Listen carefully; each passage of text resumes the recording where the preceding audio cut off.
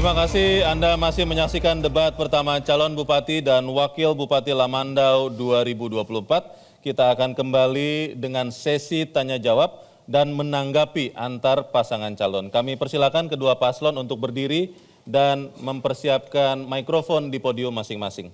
Ya, kesempatan pertama kami persilakan kepada paslon nomor urut 2 untuk bertanya kepada paslon nomor urut 1. Waktu bertanya Anda 1 menit, silakan. Ya, terima kasih. Saya ingin menanyakan terkait tadi kalau kenaikan ekonomi kita itu tinggi, tapi APBD kita dari 2018 sampai 2023 itu kok turun sehingga PAD kita juga terakhir tinggi di 2017 100 miliar lebih dan 5 tahun itu mengalami penurunan. Covid itu mulai 2020 dan sebelum itu juga saya melihat ada penurunan.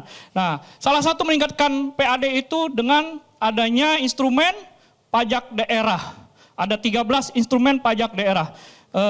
Tolong saya minta dijelaskan bagaimana 13 pajak daerah itu bisa menaikkan PAD, strateginya gimana ke depan. Kiranya itu saja, terima kasih. Sudah selesai? Baik, terima kasih. Kami persilakan bagi paslon nomor urut 1 untuk menjawab. Waktu Anda 3 menit dimulai ketika Anda menjawab. Silakan. Baik, terima kasih. Masyarakat Kabupaten Lamandau yang saya banggakan, kita telah bersama melewati situasi sulit pada saat itu. Dan tentu semua pihak, alhamdulillah kita bisa melewatinya.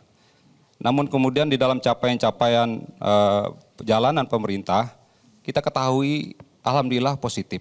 Kalau disampaikan tentang penurunan APBD itu secara merata telah dibagikan oleh pusat ke daerah. Entah itu dana transfer dan lain sebagainya, DAK alokasi khusus dan lain sebagainya itu telah dibagi secara merata di tiap-tiap daerah.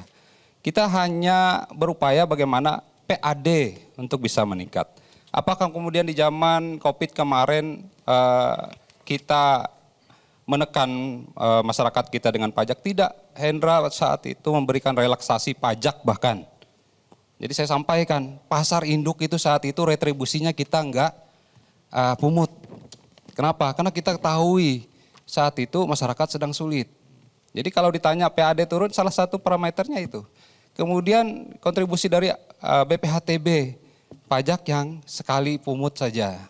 Dan ini saya berikan pemahaman kepada kita semua bahwa dengan keterbatasan kita pun kita masih bisa ada akselerasi pembangunan. Apa sih upaya Hendra kemarin? Bagaimana infrastruktur jalan, misalkan Lubuk Hijau, Batu Ampar, itu tidak ada serupiah pun duit APBD. Apa sih yang Hendra lakukan? Kita lakukan kerjasama dengan dunia usaha, yang itu bunyinya adalah konsorsium. Itulah strategi yang kita lakukan di tengah sulitnya situasi saat itu dan penurunan APBD yang dialami setiap daerah. Jadi kalau ditanya kemarin kok APBD turun, faktanya demikian. Faktanya demikian. Dan kami tidak berpangku tangan, ada kerja-kerja dan upaya yang kami lakukan, semisal tadi yang saya sampaikan.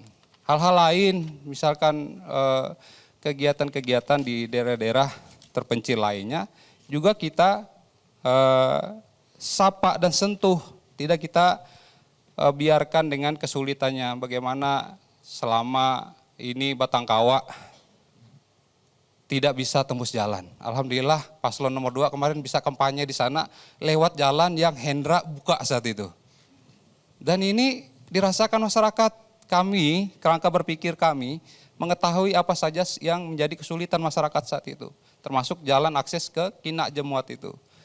Dan alhamdulillah sekarang hal tersebut bisa kita wujudkan secara bertahap tentunya. Sekali lagi, kita tidak hanya mengumbar janji, Hendra dan Pak Budiman insya Allah memberikan bukti. Terima kasih, waktu sudah selesai.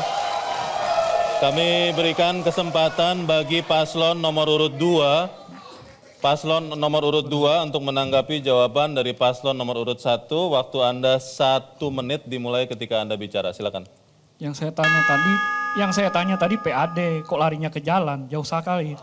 Jadi 2017 itu PAD kita 162 miliar. 2018 belum ada Covid, itu turun jadi 89 miliar. 2019 turun menjadi 70 miliar. Nah, strateginya gimana? Ini ada 13 pajak dan retribusi. Yang pertama ada pajak hotel, bisa kita maksimalkan di sana. Pajak restoran, bagaimana kita mencari vendor supaya restoran-restoran yang ada di Kabupaten Lamandau bisa memberikan efek kejut untuk PAD kita. Pajak hiburan juga. Pajak penerangan jalan, pajak parkir, gimana pajak parkir bisa menjadikan kontribusi juga. Pajak air tanah, pajak sarang burung walet juga.